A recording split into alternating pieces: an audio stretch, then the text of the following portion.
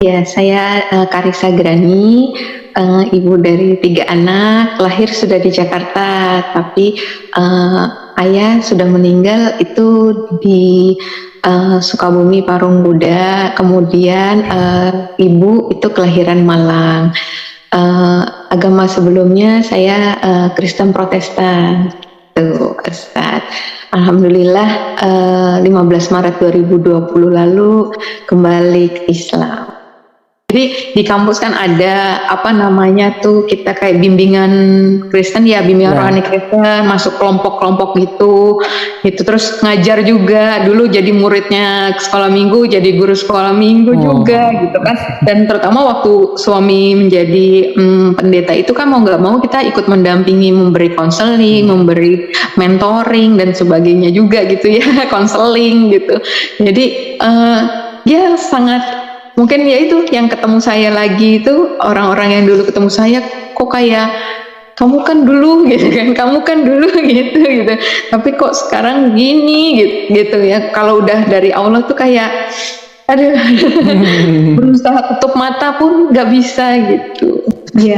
Jadi waktu itu Pak Ustadz, mungkin kalau orang berpikir masa sekarang pengalaman kemarin saya alhamdulillah diberangkatkan umrah oleh ibunya bos saya gitu ya, yang saya nggak kira secepat ini gitu ya bisa menjadi tamu Allah gitu ya, karena apa namanya itu aduh cita-cita banget gitu ya, yang tadinya cuma belajar aja gitu ya tentang sirah, belajar aja tentang Ka'bah, tentang Hajar Aswad dan sebagainya, itu ternyata ada di depan mata waktu saat itu ya. Itu jadi harapannya sih bisa kesana lagi dan naik haji gitu ya, gitu menunaikan ibadah haji, kan umrohnya kemarin sudah gitu. Banyak pengalaman luar biasa waktu di sana gitu. Jadinya betul kalau doa Nabi Ibrahim menambatkan hati kita ya di tanah suci itu betul terasa sekali gitu ya. Jangankan itu baru bergeser dari Mekah ke Madinah, di Madinah udah rindu Ka'bah lagi gitu ya. Yang biasanya kita sholatnya menghadap tempat sujud gitu ya, itu bisa tegak menatap Ka'bah gitu. Jadi masya Allah itu ya, masya Allah juga melihat bagaimana Rasulullah, bagaimana sahabat-sahabat gitu ya, seluar biasa itu gitu ya, dengan kondisi-kondisi yang ada gitu kan. Ya insya Allah gitu, bukan karena saya pengalaman bisa nyium Hajar Aswad itu juga suatu kemustahilan buat saya gitu ya, karena itu waktu datang tuh udah waduh gak mungkin itu rebutannya sama laki-laki besar-besar gitu, yang perempuan juga besar-besar gitu, jadi kayak gak mungkin gitu. Tapi masya Allah dapat hadiah gitu, bisa masuk semua muka saya ke Hajar Aswad, melihat langsung ya gitu. Itu saya waktu itu cuma nggak bilang saya berhasil nyium Hajar Aswad gitu, cuma saya bilang ya Allah, kalau Engkau kasih hadiah saya bisa melihat batu dari surga ini, insya Allah gitu saya pulangnya nggak salah alamat, beneran ke surga lagi gitu. Itu doang waktu itu saya dalam hati saya gitu ya. Kemudian kalau saat ini sih harapannya itu aja, bisa berangkat haji ke sana lagi, dan doa saya waktu itu saya udah nggak sendiri lagi berangkat hajinya gitu, bisa bersama seluruh keluarga gitu. Kemudian juga kalau harapannya untuk teman-teman umat muslim di seluruh tanah air, di seluruh dunia ya tadi ya, semoga kita masih tetap ditetapkan ya dalam iman Islam ini sampai akhir hidup kita gitu ya, karena dihitungkan yang terakhir gitu ya. Nggak boleh berpuas diri dengan yang sekarang ini gitu, karena masih banyak tantangannya gitu ya, masih banyak ujiannya gitu, supaya kita bisa tetap dalam iman Islam ini gitu, bangga sebagai umat muslim gitu ya, di Masya Allah gitu ya. Kita orang-orang yang beruntung gitu, karena Allah bilang kan Allah yang bisa memberi petunjuk kepada orang yang dikehendaki gitu. Berarti kita kan dikehendaki Allah dapat petunjuk, dan Allah yang paling tahu siapa yang mau diberi petunjuk gitu ya. Jadi itu yang harus kita syukuri gitu ya. Mungkin di setiap sujud sholat saya itu yang saya syukuri gitu. Nggak ada rezeki, hadiah gitu ya, berkah gitu yang paling besar lebih dari petunjuk hidayah ini gitu ya, buat saya pribadi gitu ya. Insya Allah buat kita semua gitu. Mungkin kalau tentang keistiqomahan gitu ya, kita mungkin bisa lebih istiqomah kalau kita tahu lebih gambaran besarnya gitu ya. Kalau kita cuma berpikir untuk kepentingan diri sendiri, hal yang sempit, hal yang kecil, mungkin kita gampang untuk berputus asa, kita gampang nyerah gitu. Tapi ketika kita melihat kita ada di bagian besar dari insya Allah gitu ya, mengembalikan kejayaan Islam gitu ya, itu insya Allah jadi semangat gitu ya.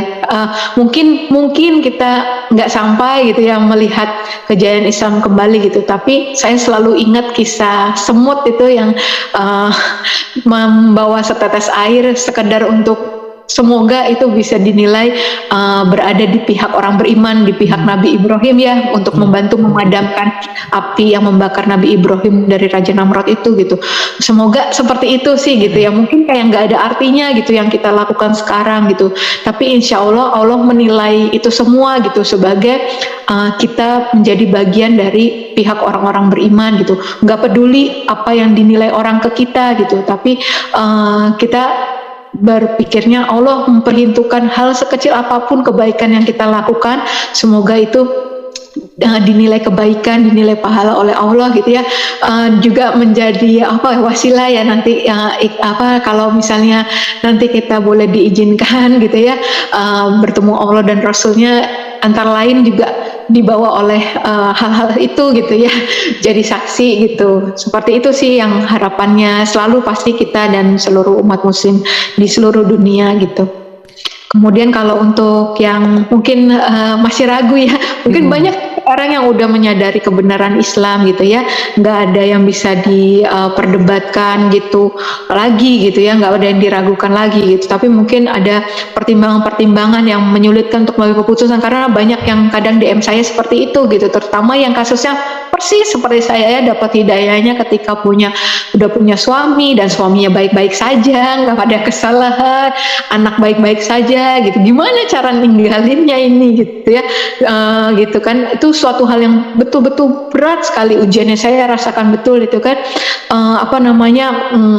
Mungkin kalau suaminya gimana-gimana atau keluarganya berantakan, mungkin mudah saja gitu ya meninggalkan itu. Tapi kalau dalam keluarga harmonis harus meninggalkan karena Allah gitu ya, karena lebih memilih Allah gitu, itu yang mungkin berat gitu ya. Tapi tadi yakin saya tadi selalu, soalnya yang saya alami seperti itu gitu, selalu husnuzon billah gitu, berprasangka baik sama Allah, karena ya Allah melakukan sesuai prasangka hambanya gitu.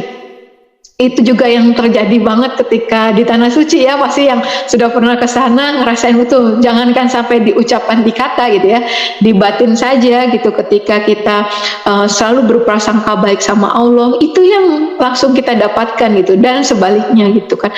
Jadi waktu hal itu yang menguatkan saya khususun bila ketika menghadapi semua tantangan ujian, ketika kita memilih Allah gitu ya.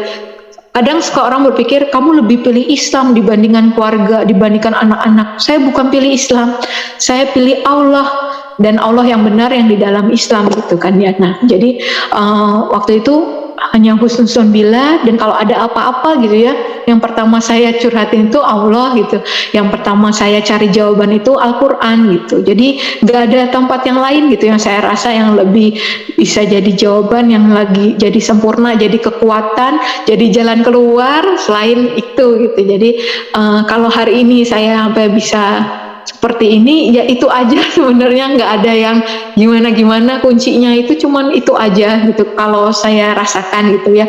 Dan tadi ya, semoga ya itu doa kita semua ya, teman-teman kita yang mungkin masih belum kembali ke Islam, itu dibukakan ya matanya, telinganya, hatinya dilembutkan gitu untuk dapat petunjuk Allah. Memang waktu itu Ustadz Felix Xiao bilang ya, modal orang dapat hidayah itu cuma 2, tawadu dan ulil albab.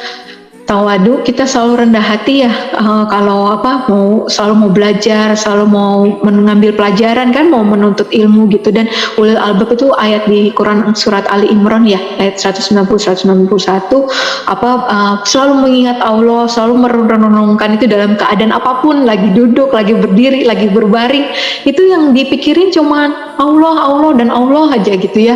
Merenungkan juga ciptaan Allah juga, arahnya juga untuk semakin dekat sama Allah. Apapun yang kita lakukan, belajar ilmu bukan untuk dibilang alim, dibilang pintar gitu, tapi untuk buat apa lebih pintar ilmunya, tapi jadi makin jauh dari Allah, seperti itu. Jadi apapun yang dikerjakan, tujuan akhirnya cuman yaitu semakin mengenal Allah, semakin dekat sama Allah. Mungkin itu Pak Ustadz.